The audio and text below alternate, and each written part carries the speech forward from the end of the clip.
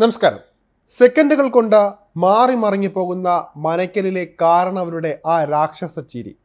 ചലച്ചിത്ര പ്രേമികൾ ഏറെ കാത്തിരിക്കുന്ന മമ്മൂട്ടി ചിത്രം ഭ്രമയുഗത്തിന്റെ ട്രെയിലർ പുറത്തിറങ്ങിയതിന് പിന്നാലെ സമൂഹ മാധ്യമങ്ങളിൽ ചർച്ചയായത് അതിനുള്ളിലെ ഒരൊറ്റ രംഗമാണ്. 2 മിനിറ്റ് 39 സെക്കൻഡ് ദൈർഘ്യമുള്ള ഭ്രമയുഗത്തിന്റെ ട്രെയിലർ. സ്വപ്നം കണ്ട പേടിച്ചലറുന്ന അർജുൻ അശോകനിൽ തുടങ്ങി ചുരുളിയുടെ മാതൃകയിൽ പുരോഗമിച്ച് ഭയപ്പെടുത്തും വിധം ആർത്ത് ചിരിക്കുന്ന മമ്മൂട്ടിയിലാണ് അവസാനിക്കുന്നത്.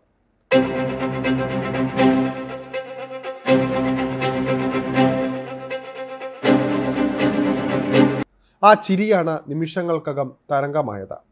400-ലധികം സിനിമകളിൽ മമ്മൂട്ടി എന്ന നടൻ പകർന്നാടിയ ഒരു കഥാപാത്രത്തിലും ഇത്തരത്തിലൊരു രംഗം കണ്ടിട്ടില്ല എന്നാണ് ആരാധകരുടെ പക്ഷം.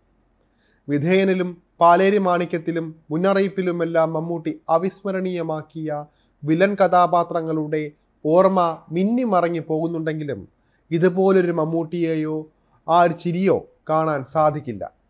കുഞ്ചമൻ പോറ്റിയായി മമ്മൂട്ടി എത്തുമ്പോൾ വരും നാളുകൾ ഭ്രമയുഗം എന്ന ചിത്രത്തെക്കുറിച്ച് തന്നെയാകും സംസാരിക്കാൻ പോകുന്നത്. ന്യൂസ് ഇൻഡെപ്തിൽ ചർച്ച ചെയ്യുന്നതും ഇതുതന്നെയാണ്.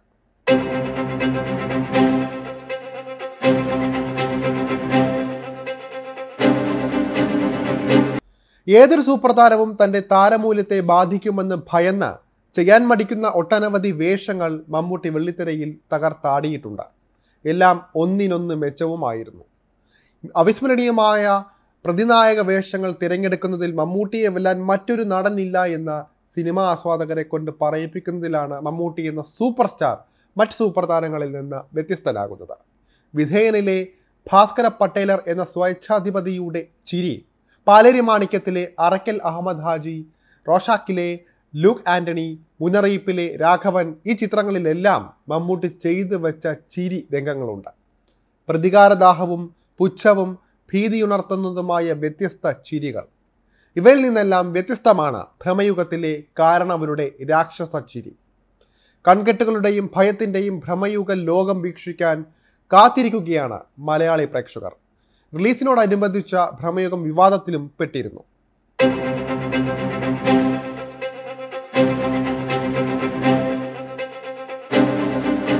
റിലീസ് ചെയ്യാൻ വെറും മണിക്കൂറുകൾ മാത്രം ബാക്കി നിൽക്കെയാണ് ചിത്രത്തിനെതിരെ കോടതിയിൽ ഹർജി എത്തിയത്. സിനിമയുടെ സെൻസർ സർട്ടിഫിക്കറ്റ് റദ്ദാക്കണമെന്നാവശ്യപ്പെട്ട കോട്ടയം ജില്ലയിലെ കുഞ്ചമൻ ഇല്ലക്കാരാണ് ഹർജിയുമായി ഹൈക്കോടതിയെ സമീപിച്ചിരുന്നത്. ചിത്രത്തിൽ കുഞ്ചമൻ പോറ്റി എന്ന കഥാപാത്രമായാണ് മമ്മൂട്ടി വേഷമിടുക എന്ന റിപ്പോർട്ടുകളെ തുടർന്നാണ് ഇത്. കുഞ്ചമൻ പോറ്റി തീം എന്ന പേരിൽ ചിത്രത്തിലെ ഗാനവും നേരത്തെ പുറത്തു വന്നിരുന്നു. കുഞ്ചമൻ പോറ്റി അല്ലെങ്കിൽ പുഞ്ചമൻ പോറ്റി എന്നത് തങ്ങളുടെ കുടുംബ പേരും സ്ഥാനപ്പേരുമാണ്. സിനിമയിലെ കഥാപാത്രം ദുർമന്ത്രവാദങ്ങളും മറ്റും ചെയ്യുന്നതായി കാണിച്ചിരിക്കുന്നത് തങ്ങളുടെ കുടുംബത്തിൻ്റെ സൽകീർത്തിയെ ബാധിക്കുമെന്നാണ് ഹർജിയിൽ അവർ പറയുന്നത്. സിനിമയിൽ കുഞ്ചമൻ പോറ്റിയെ ഉപയോഗിക്കുന്നത് തങ്ങളുടെ കുടുംബത്തിനെ അപകീർത്തിപ്പെടുത്താനാണ് എന്നാണ് കുഞ്ചമൻ ഇല്ലക്കാരുടെ വാദം. തങ്ങൾ പരമ്പരാഗതമായി മന്ത്രവാദം ചെയ്യുന്നവരാണ്. ഭ്രമയുഗത്തിൽ ഐതിഹ്യമാലയിൽ നിന്നും എടുത്തിട്ടുള്ള തങ്ങളുടെ കഥയാണ് സിനിമയിൽ പറയാൻ പോകുന്നത്. ചിത്രത്തിലെ കുഞ്ചമൻ പോറ്റി എന്ന കഥാപാത്രം ദുർമന്ത്രവാദവും മറ്റും ചെയ്യുന്ന ആളാണ്. ഇത് തങ്ങളുടെ കുടുംബത്തിന് സമൂഹത്തിന്റെ മുന്നിൽ ചീത്തപ്പേരുണ്ടാക്കും. മാത്രമല്ല, മമ്മൂട്ടിയെ പോലൊരു നടൻ അഭിനയിക്കുന്ന ചിത്രം ഒരുപാട് പേരെ സ്വാധീനിക്കും. തങ്ങളുടെ കുടുംബവുമായി ബന്ധപ്പെട്ട പേരും പരാമർശങ്ങളും നീക്കണം എന്നുമാണ് കുഞ്ചമൻ ഇല്ലക്കാർ ഹർജിയിൽ ആവശ്യപ്പെടുന്നത്. സിനിമ നിയമക്കുരുക്കിൽപ്പെട്ടതോടെ കുഞ്ചമൻ പോറ്റി തീം എന്ന ഗാനം അണിയറ പ്രവർത്തകർ മാറ്റിയിരിക്കുകയാണ്. കുഞ്ചമൻ പോറ്റി തീം എന്ന ഗാനത്തിന് കൊടുമൻ പോറ്റി തീം എന്ന പേരാണ് യൂട്യൂബിൽ എഡിറ്റ് ചെയ്ത് നൽകിയിരിക്കുന്നത്. ഗാനത്തിൻ്റെ പോസ്റ്ററിലെ കുഞ്ചമൻ പോറ്റി തീം എന്ന വരികളിലെ കുഞ്ചമൻ മായ്ച്ചു കളഞ്ഞതായും കാണാൻ സാധിക്കും. ഇപ്പോൾ പോറ്റി തീം എന്ന് മാത്രമാണ് പോസ്റ്ററിലുള്ളത്. ഹൈക്കോടതിയിൽ ഹർജി എത്തിയതിന് തൊട്ട് പിന്നാലെയാണ് ഈ ഒരു തിരുത്ത് അണിയറ പ്രവർത്തകർ യൂട്യൂബിൽ വരുത്തിയിരിക്കുന്നത്. ഇതോടെ സോഷ്യൽ മീഡിയയിലും വലിയ ചർച്ച ഉയർന്നിരിക്കുകയാണ്. ആരാണ് ഈ കുഞ്ചമൻ പോറ്റി? അങ്ങനെ ഒരു മാന്ത്രികൻ ശരിക്കും ജീവിച്ചിരുന്നോ? അയാൾ നായകനാണോ വില്ലനാണോ എന്നൊക്കെയുള്ള ചോദ്യങ്ങൾ അനവധിയാണ്.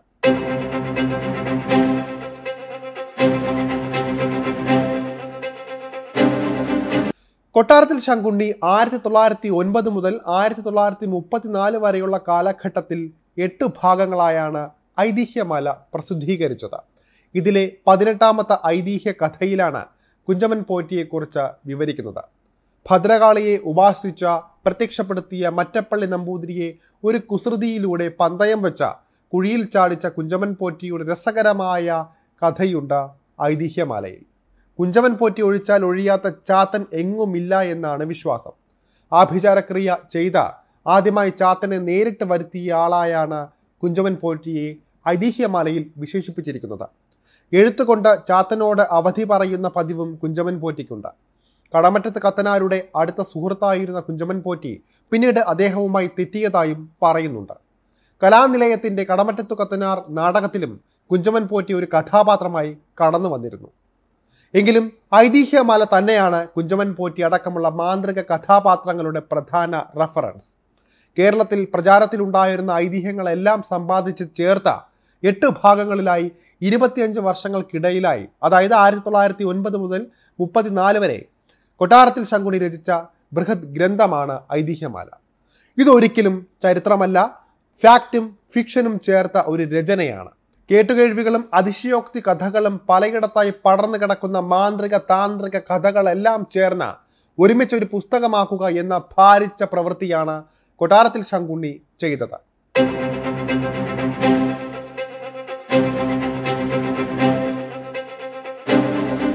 അതേസമയം ഇത് കുഞ്ചമൻ പോറ്റിയുടെ കഥയല്ലെന്ന് സംവിധായകൻ രാഹുൽ സദാശിവൻ വ്യക്തമാക്കുന്നുണ്ട്. കുഞ്ചമൻ പോറ്റിയുടെ പേരിൽ ചർച്ചകൾ ചൂടുപിടിച്ചതോടെയായിരുന്നു രാഹുലിന്റെ പ്രതികരണം.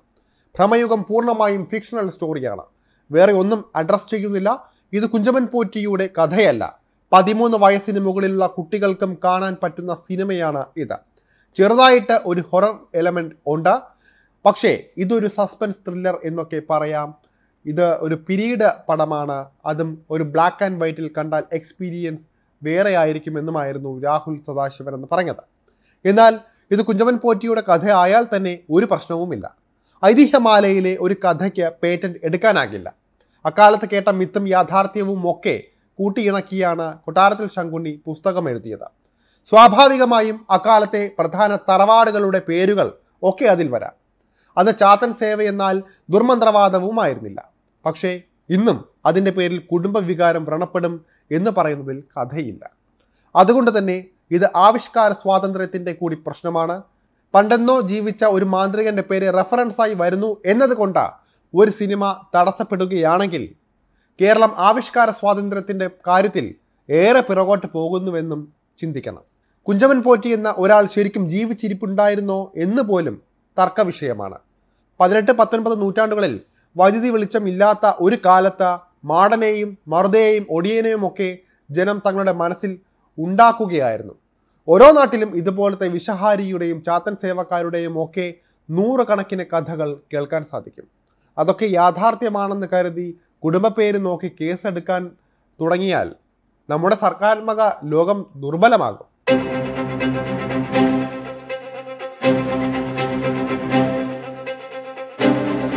പക്ഷെ ഈ കേസ് കൂടിയായതോടെ വമ്പൻ ഹൈപ്പാണ് ചിത്രത്തിന് കിട്ടിയത്. പൂർണ്ണമായി ബ്ലാക്ക് ആൻഡ് വൈറ്റിൽ ചിത്രീകരിച്ച ഭ്രമയുഗം മമ്മൂട്ടിയുടെ കരിയറിലെ തന്നെ ഏറ്റവും വ്യത്യസ്തമായ വേഷങ്ങളിൽ ഒന്നാകുമെന്നാണ് വിലയിരുത്തൽ. ഭൂതകാലം എന്ന ചിത്രത്തിന് ശേഷം രാഹുൽ സദാശിവൻ സംവിധാനം ചെയ്യുന്ന ഭ്രമയുഗത്തിൽ കരിയറിൽ ഇതുവരെ പ്രത്യക്ഷപ്പെടാത്ത ഗെറ്റപ്പിലാണ് മമ്മൂട്ടി എത്തുന്നത്. ഒരു അഭിമുഖത്തിൽ മമ്മൂട്ടി പറഞ്ഞ ഒരു വാചകമുണ്ട്: നടനായല്ല ഞാൻ ജനിച്ചത്, പരീക്ഷിച്ച് തെളിഞ്ഞാണ് നടനായത് എന്നാണ്. 53 വർഷത്തെ അദ്ദേഹത്തിൻ്റെ അഭിനയ ജീവിതം തെളിയിക്കുന്നതും ഇത് തന്നെയാണ്. അതിന് ഭ്രമയുഗവും അടിവര ഇടുന്നെന്നാണ് ട്രെയിലർ കണ്ട ആവേശത്തിലായ ആരാധകർ സോഷ്യൽ മീഡിയയിൽ എഴുതുന്നത്. അതിനിടെ ചിത്രത്തിൻ്റെ നിർമ്മാണ ചിലവുമായി ബന്ധപ്പെട്ട നിരവധി ഊഹാപോഹങ്ങളും സോഷ്യൽ മീഡിയയിൽ നിറഞ്ഞു. ചിത്രത്തിന് 2.5 കോടി രൂപ മാത്രമാണ് ചിലവായതെന്നും OTT റൈറ്റിലൂടെ ഇതിനോടകം ടേബിൾ പ്രോഫിറ്റ് ലഭിച്ചുവെന്നും ചിലർ പറഞ്ഞിരുന്നു. എന്നാൽ ചിത്രത്തിന് 35 കോടി രൂപ ചിലവായെന്നായിരുന്നു സോഷ്യൽ മീഡിയയിലെ മറ്റൊരു വിഭാഗം പറഞ്ഞത്. ഇതോടെ ഭ്രമയുഗത്തിൻ്റെ നിർമ്മാണ ചെലവുമായി ബന്ധപ്പെട്ട നിരവധി ട്രോളുകളും സർക്കാസം പോസ്റ്റുകളും സോഷ്യൽ മീഡിയയിൽ നിറഞ്ഞു. ചിത്രം ബ്ലാക്ക് ആൻഡ് വൈറ്റ് ആയതുകൊണ്ട് അധികം ചിലവ് വന്നില്ല എന്നും കോസ്റ്റ്യൂം വിഭാഗത്തിൽ 12 വെള്ളമുണ്ടുകളുടെ ചെലവ് മാത്രമേ ഉണ്ടായിട്ടുള്ളൂ എന്നെല്ലാമായിരുന്നു പുറത്തു വന്ന പോസ്റ്റുകൾ. ഇതിനിടെ ചിത്രത്തിന് 25 കോടി രൂപയാണ് നിർമ്മാണ ചെലവ് ആയതെന്ന് എക്സിലെ ഒരു പ്രൊഫൈൽ പോസ്റ്റ് ചെയ്യുകയുണ്ടായി. ഇതിനെല്ലാം മറുപടിയായി ചിത്രത്തിൻ്റെ നിർമ്മാതാവ് തന്നെ നേരിട്ടെത്തി. ചിത്രത്തിൻ്റെ പബ്ലിസിറ്റി ചെലവ് കൂടാതെ 27 കോടി 73 ലക്ഷം രൂപയാണ് നിർമ്മാണ ചെലവ് ആയതെന്നായിരുന്നു ചിത്രത്തിൻ്റെ നിർമ്മാതാവായ ചക്രവർത്തി രാമചന്ദ്ര മറുപടി നൽകിയത്. നൈറ്റ് ഷിഫ്റ്റ് സ്റ്റുഡിയോസ് ബാനറിലാണ് ചക്രവർത്തി രാമചന്ദ്ര ഭ്രമയുഗം നിർമ്മിക്കുന്നത്. ഹൊറർ ത്രില്ലർ വിഭാഗത്തിലുള്ള സിനിമകൾ മാത്രം നിർമ്മിക്കുന്നതിനായി മാത്രമായാണ് ചക്രവർത്തി രാമചന്ദ്ര നൈറ്റ് ഷിഫ്റ്റ് സ്റ്റുഡിയോസ് ആരംഭിച്ചത്. വൈനോട്ട് സ്റ്റുഡിയോയുടെ സ്ഥാപകനും നിർമ്മാതാവുമായ എസ് ശശികാന്തം ഈ പുതിയ സംരംഭത്തിൽ പങ്കാളിയാണ്. എന്തായാലും മലയാളത്തിൻ്റെ മഹാനടൻ പുതിയ അവതാരം ആവാഹിച്ചെത്തുമ്പോൾ സിനിമാ പ്രേമികളും ആവേശത്തിൻ്റെ കൊടുമുടിയിലാണ്.